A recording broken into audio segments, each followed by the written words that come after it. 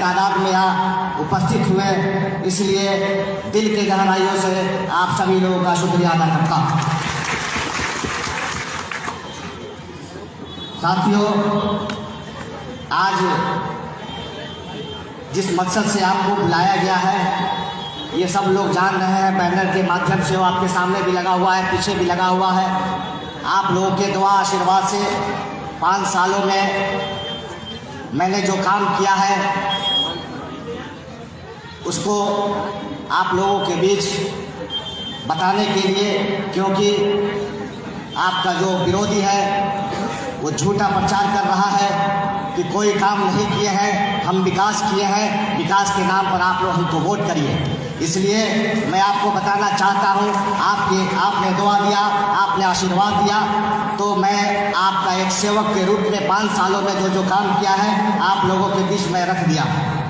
इसमें कुछ ऐसी चीज़ें हैं जो और भी वक्ता आपको बताए हैं, जैसे ANM कॉलेज हो, ITI कॉलेज हो, या आपको करमाओं में पावर सब स्टेशन का मामला हो। इस तरीके से बहुत सारे मामला है, बहुत सारी योजना है जिसमें हम लोगों ने काम किया है। और आपको बता दूं कि ढाका में जो रेफरल अस्पताल है, हमारे वालिद मरहूम जनाब मतीउर रहमान साहब ने उस हॉस्पिटल की स्थापना करवाई।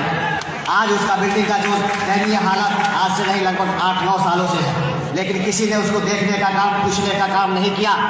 लेकिन मैं सरकार में नहीं रहते हुए भी वहाँ लगभग 12 करोड़ के लागत से बिल्डिंग का शिलान्यास परसों हमने किया है। इसलिए काम तो बहुत सारा है, सब आपके सामने है, आप देख ही लेंगे। शिक्षा के क्षेत्र में हाई स्कूल, कई जगह हाई स्कूल बनवाने का भी हम लोगों ने काम किया। और आपको बता दें, आज हमने जिस जमुआ घाट पुल का उद्घाटन किया है, आपको बता दूं 2007 में ही मेरे वालिद मोहतरम माननीय मुख्यमंत्री जी से जाकर मिले थे, साथ में रामचंद्र साहनी जी भी थे। जब हम अब्बा के नहीं रहने के बाद मुख्यमंत्री जी से जब मिलने गए, कोई बात हो गई थी हम लोग के राष्ट्रीय जनता दल से, किसी कारण से हम लोग अलग हुए।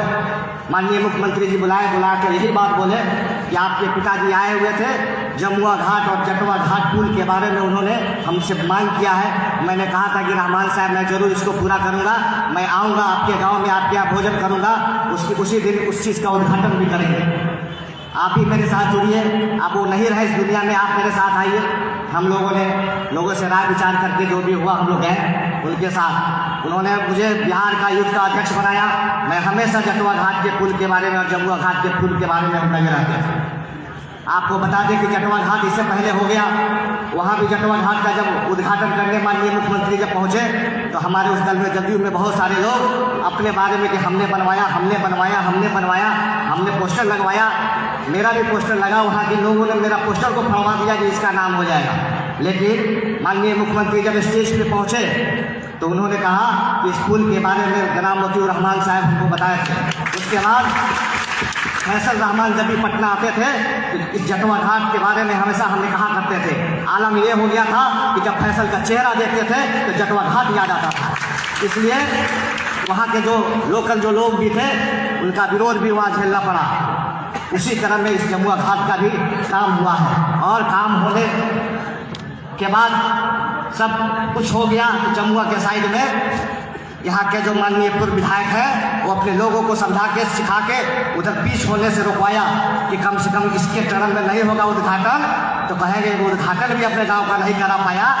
इसलिए वो कल DM साहब को चिट्ठी लिखकर भेजता है कि रोड अभी पूरा नहीं हुआ है, पुल बना नहीं हुआ, उद्घाटन होने जा रहा। मैंने कहा कि सब कुछ बन चुका है, लेकिन किसी के पेट में दर्द हो रहा है कि इसके टाइम में उद्घाटन कैसे हो जाएगा। मैंने DM साहब को बोल दिया कि हर हाल में कल जमुआ घाट का उद्घाटन होगा, इसके लिए जो होना होगा, इसका कोई परवाह नहीं करेंगे। आपको बताया गया कि वहाँ राइट हो जाएगा, दंगा हो जाएगा, हिंदू मुसलमान हो जाएगा। अरे भाई, स्कूल का क्या दोष है? वहाँ क्यों दंगा कराना चाहते हो तुम? क्यों राइट कराना चाहते हो? उस पर हिंदू भाई भी चलेगा, मुसलमान भाई भी चलेगा। अगर उद्घाटन कर लिए तो इसमें तकलीफ किस बात की? इसलिए साथियों, आपको सब पता है आपने 5 साल जो देखा है हमने काम किया, इससे पहले भी आप लोगों ने 5 साल देखा होगा, उसके पहले भी आपने देखा होगा जब मेरे वालिद मोहतरम जब इस यहाँ के 10 साल विधायक थे तो उनको किस बात से हराया गया, यही लगे हिंदू मुसलमान, लेकिन लोग उस टाइम नहीं समझ पाए थे। समझते थोड़ा लेट हो गया, लेकिन अब यहाँ का हिंदू भाई भी समझ गया है और मुसलमान भाई भी समझ गया है कि इसके बहकावे में हमको नहीं आना है। हम लोग अगर वोट करेंगे तो विकास के नाम पर वोट करेंगे। इसलिए मैं आपको उदाहरण के तौर पर 1-2 बताना चाहता हूँ। आपको यहाँ कर्मावाम गाँव में जाके देखिए, मेरे पिताजी का किया हुआ सोलिंग, आज सौभाग्य मुझे प्राप्त है कि मैं उसका ढलैया करवाने जा रहा हूँ। आज काम शुरू है, मुझे सौभाग्य है। सरट्ठा खैरवा से जो सरट्ठा जाता है वो रोड भी मेरे पिताजी का किया हुआ था, उसको मैंने बनवाया है। इस तरह के बहुत सारे सड़कें हैं जिसको मैंने बेगर भेदभाव किए हुए मैं हर एक लोगों का काम किया है। कोई ये नहीं कह सकता है कि किसी जाति विशेष को मेरे से तकलीफ हुआ होगा, मेरे बातों से तकलीफ हुआ होगा, मेरे कामों से तकलीफ हुआ होगा। मैंने सिर्फ काम किया है। अगर मैं किसी का गरीब का अगर मदद किया तो क्या ढोल पिटवाए बैनर लगवाएंगे? मैंने जो किया मैंने किसी को कहा नहीं। अगर 100 रुपया का तुम क्वारंटाइन सेंटर पर अगर लिफाफा भेज दिया 100 रुपया का बिस्कुट लेके, तो पूरे हर भाषण में वही हल्ला हो रहा है, वही चिल्ला रहा मैंने यहाँ किया, मैंने वहाँ किया। अरे गरीब का अगर किसी को मुसीबत में मदद किया जाता है तो उसको किसी को कहा नहीं जाता है। इसलिए ये सब बात कहने और सुनने की बात है। हमसे पहले यहाँ क्या होता था, जाइए अनाज साल में 3 महीना 4 महीना गरीब का अनाज बेच के 10-10 लाख रुपया महीना ले लेता था। लेकिन मेरे टाइम में मैंने साफ कह दिया ये रेट भी सही होगा और रेट भी सही होगा, उसके खिलाफ अगर कोई करेगा तो ये चीज़ हम बर्दाश्त नहीं करेंगे। जिसके कारण आप देख लिए हर महीने हर घर हर लोगों को मिलता है। भले कोई डीलर इधर उधर करता होगा, ऐसा नहीं कि 100% बोल रहे हैं सही हो गया होगा, कुछ होगा उसमें गड़बड़ी, लेकिन जो लोग बताते हैं उसके लिए भी हम लोग तैयार रहते हैं। तुरंत उस पर कार्रवाई होती है और जो सही है जेन्युइन करिए भाई, सरकार आपको कमीशन दे ही रहा है। इससे पहले हाई स्कूल के हेड मास्टर लोगों से जाके पूछिए, आज हम भी जो भी विधायक होता है स्कूल का अध्यक्ष होता है, आज हम भी अध्यक्ष हैं, उसलिए किसी हेड मास्टर से कहेंगे जबरदस्ती चेक काट दो। उसके टाइम में कहता था पंडित जी थे भंडार हाई स्कूल में, उनको कहा कि कमर में रस्सी बांध के खींच के ले जाएंगे तो चेक वो काट दो जरा। ऐसा काम कि हर विभाग में अपना एक तो प्रतिनिधि बनाया था। 1 मिनट थोड़ा आप लोग बैठ जाइए। आपको पता होना चाहिए ढाका से लेकर घोड़ासाल तक हर विभाग में अपना प्रतिनिधि बनाया था। प्रतिनिधि नहीं था, वो कलेक्शन एजेंट था। कलेक्शन एजेंट सभी विभाग से पैसा हर महीने हिसाब जाके करता था कि इतना हिसाब हुआ, इतना हिसाब दिया, लिया के विधायक जी को पहुंचाना था। मेरे रिजिम में कभी हुआ है कोई बता दे कि मेरे रिजिम में कोई अगर 1 रुपया विधायक के नाम पर लिया होगा तो मैं जिंदगी भर के लिए राजनीति से संन्यास ले लूँगा। इसलिए साथियों, ये सब किसी के बहकावे में आने की ज़रूरत नहीं है। काम किए हैं, काम के नाम पर फिर आपसे उम्मीद करता हूँ कि उसी तरीके से आपका आशीर्वाद और आपका दुआ हमें मिलेगा।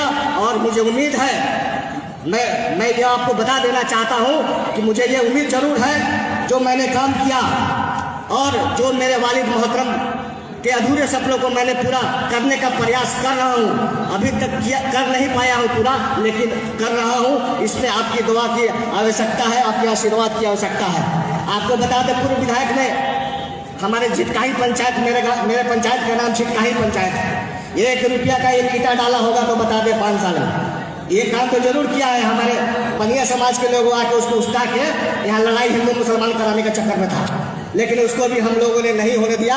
यहाँ के दोनों समुदाय के लोग समझदार हैं, समझ चुके हैं। इसलिए अब हम बता दें कि फुलवरिया गांव में, फुलवरिया पंचायत में हमने कितना का काम किया है, उस किताब में लिखा होगा, उसको बता दीजिए।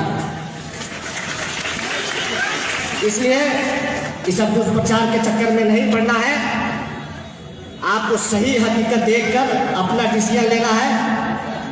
ये कोरोना काल में लोगों के साथ ये सरकार का जो दोहरी नीति, करना कुछ और था, किया कुछ और नहीं रहा था, कुछ नहीं कर रहा था, तो हमने धरना प्रदर्शन करने का काम किया।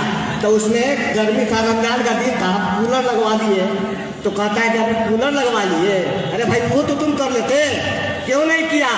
गरीबों की आवाज़ क्यों नहीं उठाया? 100 रुपया का लिफाफा पाट दिया तो बहुत दिन भर भाषण में गला फाड़ता है, 100 रुपया हम दे दिया, 100 रुपया दे दिया, 100 मोदी जी की तरह। कितना दे दूँ, कितना दे दूँ, कितना दे दूँ, याद दिया वादे। लेकिन मैंने लोगों के दुख को सरकार तक 2 रोज रोड पर बैठकर मैंने सभी क्वारंटाइन सेंटर पर सरकार का जो मेनू था, मेनू के हिसाब में 2 दिन के अंदर में बंटवाने का काम किया। इसलिए आपको पहले भी पता होगा, जब 2010 में हम पहला चुनाव लड़ रहे थे तो हमारे चच्चा गार्जियन हमीद साहब कांग्रेस से चुनाव लड़ रहे थे, नेक मोहम्मद साहब लोजपा से लड़ रहे थे, हम जनता दल यू से थे। एगो मकई छाप वाला कहता है, एक गाय 3 कसाई, एक गाय और 3 कसाई, बचा लो रे हिंदू भाई। याद है ना? एक गाय 4 कसाई, बचा लो रे हिंदू भाई। है क्या सिला दिया आपने, क्या किया आपने? अगर आपको हम बता दें कि राजनीति करते हैं ना, सेवा करते हैं, हमारे लिए सर्व धर्म एक है, सर्व धर्म का सम्मान करना मेरा फर्ज है। अगर तुमको नहीं दिल में है, पर नहीं मानते हो इस चीज़ को, तो तुमको जो करना है करो। आपको बता दें कि दुर्गा पूजा में हम जाते हैं, कोई श्रद्धा से अगर टीका ही कर दिया, कोई श्रद्धा से अगर ये बांध दिया, तो क्या हम सम्मान करने का गुनाह हो गया क्या? जाएगा हम लोग को कहेगा टीका करवाता है वोट के लिए, चंदन करवाता है, तो वो तो टोपी पहन के अवतारी करवा लेते थे, वो तो याद नहीं आ रहा है। इसलिए ये सिर्फ और सिर्फ काम की बात करना नहीं चाहता, ये सिर्फ और सिर्फ आपसी भाईचारे को खत्म करना चाहता है। ये चीज मरते दम तक हम लोग खत्म नहीं होने देंगे। इसके लिए मैं विधायक रहूं तब, नहीं रहूं तब, इसका कोई परवाह नहीं है, कोई गम नहीं। लेकिन ढाका विधानसभा में एक काम जरूर होना है कि आपसी भाईचारा को कायम रखना है। किसी तरह की कोई मतभेद साथ रहेंगे, हमारी आपसे लड़ाई हो सकती है, झगड़ा हो सकता है, भाई भाई से होता है। अगर किसी हिंदू भाई से अगर हमारी लड़ाई हो जाएगी तो हिंदू मुसलमान। इसलिए आप सभी लोगों से आग्रह करेंगे, इस चीज को खत्म करिए। जड़ से लगभग खत्म हो चुका है, 5% बचा हुआ है, उसको लगता है इस चुनाव में हम लोग खत्म कर लेंगे। इसलिए हमारे पिताजी के कामों का चर्चा करता है, कहता है हम जो काम किया आज तक कोई किया ही नहीं। लेकिन ढाका और पताही के लोग उस टाइम क्षेत्र के थे, घोड़ासान के जो बुजुर्ग लोग होंगे उनको पता होगा। मेरे पिताजी के कामों की तुलना करता है। मैं अभी भी जिस क्षेत्र में जाता हूँ, अपने ढाका इलाका में उस टाइम तो घोड़ासान नहीं था, पताही में भी कभी कभी शादी ब्याह में जाने का मौका मिलता है, लोग कहता है कि रहमान साहब का दिया हुआ है, ये रहमान साहब का दिया हुआ, चापाकल रहमान साहब का, रोड रहमान साहब का, ये पोल रहमान साहब का दिया हुआ है। तो रहमान साहब की तुलना में तुम्हारी अब सोच समझ लो, तुम्हारे घर तुमको हमसे तुलना करो, बेटा से तुलना करो। बाप तो बहुत ऊंची चीज़ है। अगर तुमको तुलना करना है तो फैसल रहमान का ये जो रिपोर्ट कार्ड है, इससे देख लो, तो अपने 5 साल का देख लो। पहले बेटा से तुलना करो, तो बाप से जाकर तुलना करना। इसलिए साथियों, आपको पता है हमारे कुछ छोटे छोटे भाई को बुलवा लिया फुलवरिया, आप बुला के उसको कहता है तुम लोग मुसलमान से इतना वोट दिया, क्या किया?